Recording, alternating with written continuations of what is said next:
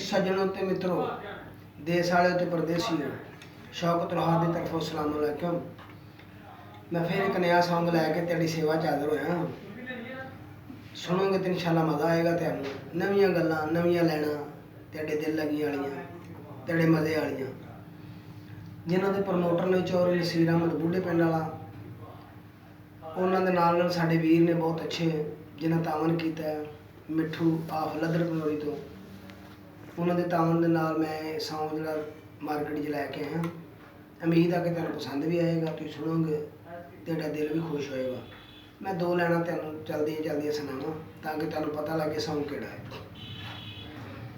लाके सजना तोड़ ना चाड़ी नाल शराब दे लग गई यारी, लाके सजना तोड़ ना चाड़ी नाल शराब दे लग गई यारी।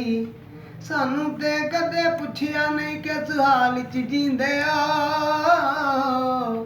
केड़ी गल दे सदमे ने केड़े दुख तो पींदे हो, केड़ी गल दे सदमे ने केड़े दुख तो पींदे हो।